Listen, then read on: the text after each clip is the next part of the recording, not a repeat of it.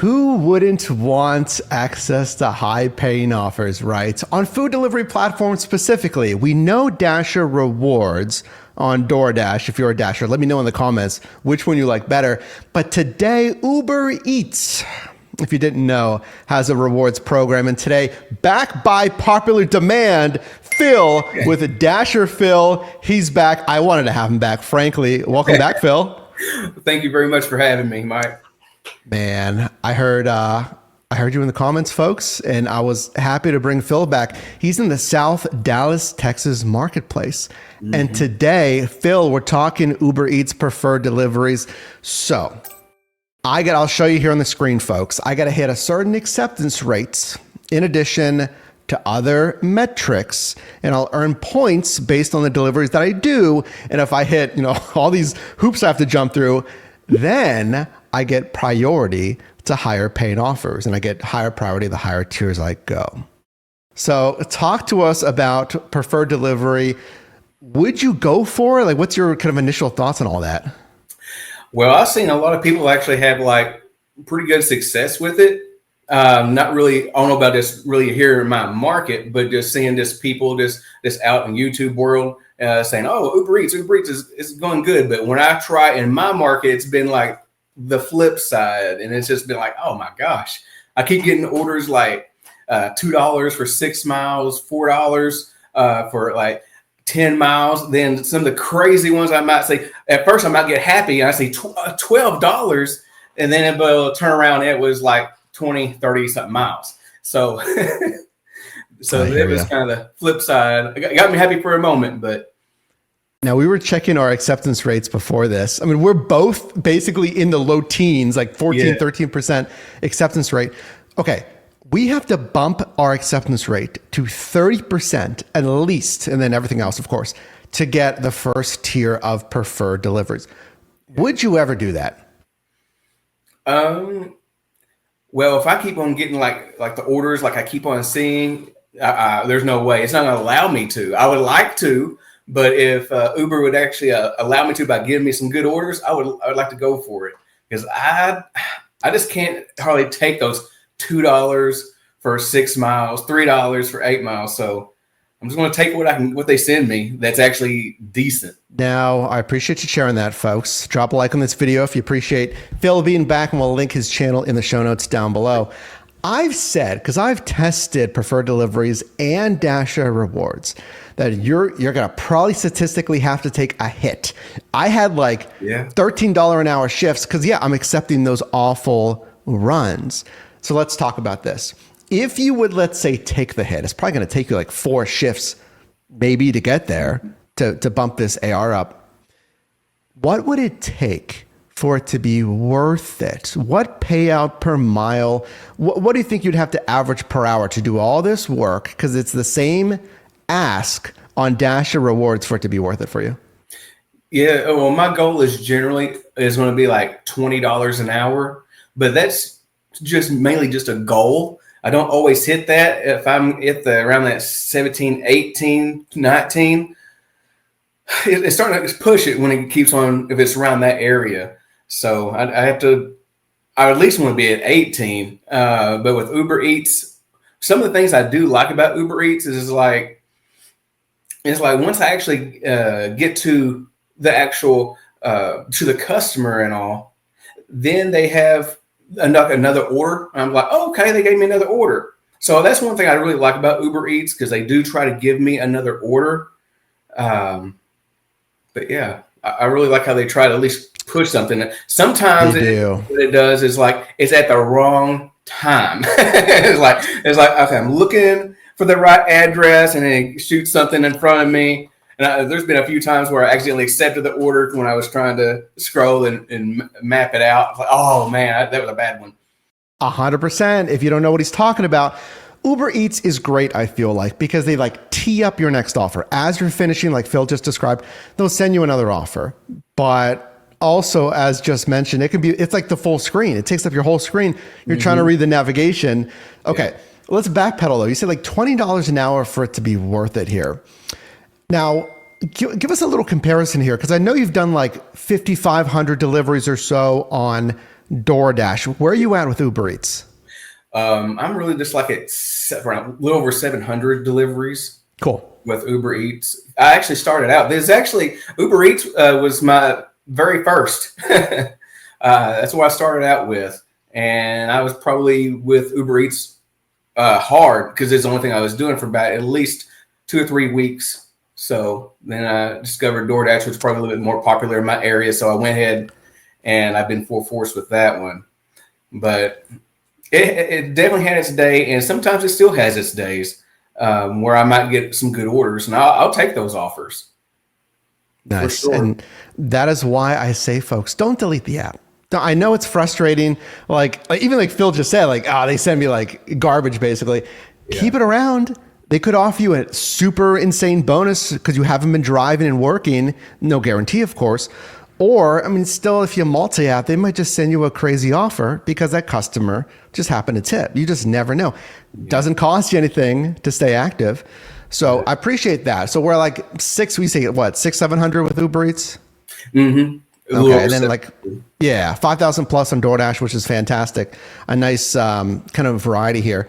So going back to the preferred deliveries here, I agree. It's a tough ask to get that AR up to like 30 or 50%. I feel like we've seen a lot of these acceptance rate based rewards programs. I mean, more and more people are doing it. Is that the best way to do it? Like, should we be encouraging workers to increase their AR? Because there's that whole debate around independent contractor. Is that too much? It depends which edge of the sword that you want to be on, I guess. You might want to give it a try, but if it don't work, you're going to have to drop it like a bad habit for sure. Agreed. Yeah. I mean, and I'll leave this link down below as well, folks. I went for preferred deliveries here in Pittsburgh when it was one of the first of like 6 markets that had it. Mm-hmm. And they sent me offers that were flagged. I'll give you an example here as a high paying offer. It was like $1 a mile. Yeah. $1.05 a mile. I mean, we teach you $1.75 paid up per mile. Make sure to have a tool like our ShiftMate app. It's coming out in 30 days. I'll leave that link down below. That is ShiftMate, so you can maximize and actually watch this stuff, because otherwise you're kind of driving blind here. So more on the macro then, I guess, because you told me you started with Uber Eats. And it's funny because my brother did the same thing, here in Pittsburgh. He started with Uber Eats. He liked it. He's like, I don't, why? I don't really need to do another platform. And then he tried DoorDash and he made a lot more money. And there's no guarantee that's going to be, what's best for you if you're watching this, but that's why you want to try. What did it take for you to try DoorDash, or what would it take you to even try like a different app?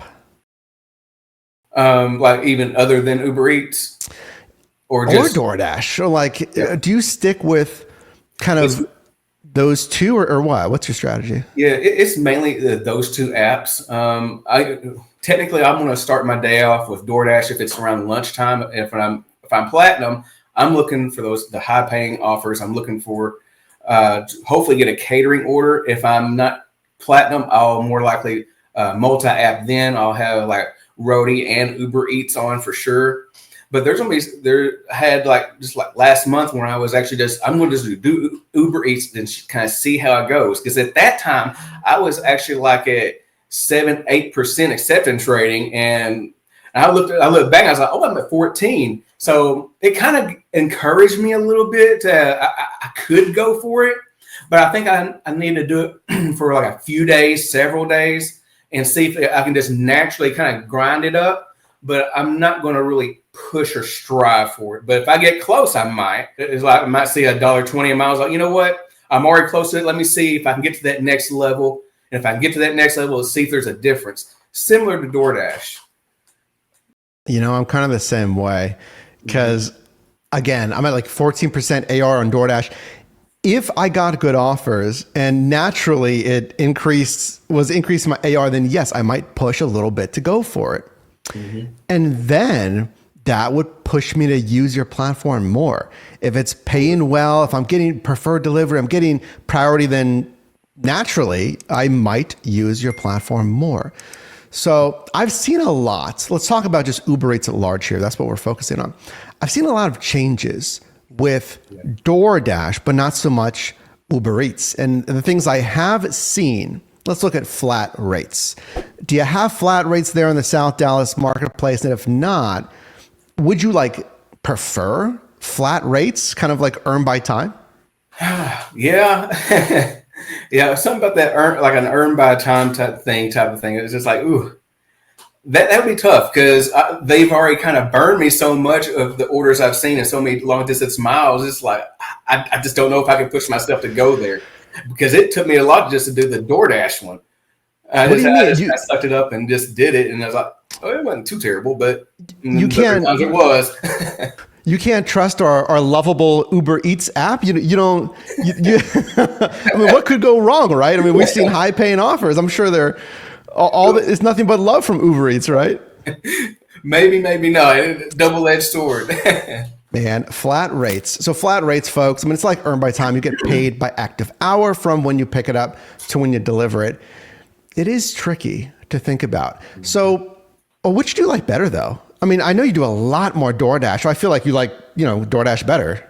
Yes, it's definitely going to be that with the earn per offer with DoorDash is the one. It's my bread and butter right now, but I'm really waiting on Walmart Spark, and I really want to know how that is in my area.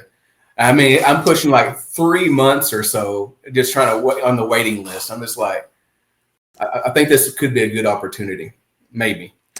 Interesting. Well, we can talk about that. Walmart Spark, as the name implies, folks, owned by Walmart. Just go into the store, either curbside or shop and deliver. Which would you prefer, Phil? Do you like shop and deliver? Would you like just the curbside? I pull up, they load it, and I go for Spark. I would really much rather just pull up and go. That's what I would like because, I go Walmart like 3-4 days a week, but I know every aisle and probably where all the items are. But I would like not to shop if I had to, because somebody's going to throw me one of those monkey wrenches of like they did, throw me some makeup or something or some hair products. I'm like, seriously? But I won't know as much about that one. But I can find it, but I really rather just pick up and go. Similar to Rody. Pick it up and go. I'm the same way. Yeah. I mean, I've seen less curbside here in Pittsburgh. I mean, I don't do a ton of Spark, but I like the convenience. Mm-hmm. I like the no hassle. Frankly, we're shifting that hassle to the associate who's got to pull that. But if the system works the way it's supposed to work, if it works when I get there, it's supposed to be ready or ready shortly. So I like curbside as well. Walmart Spark is interesting. Well, let me challenge you with this, because the problem with Spark, few apps have this. GoPuff and then Amazon Flex one time. But the problem with GoPuff and Spark is I always have to come back to a Walmart or a Sam's. Yeah. They don't have many other participating locations. So because of that, I think Spark is a filler app. I fill in my shift. Mm-hmm. Sure, if I'm near a Spark or Walmart, I can take a Spark offer. How would you target Spark? Do you think you want to lean in more or use it as a filler app?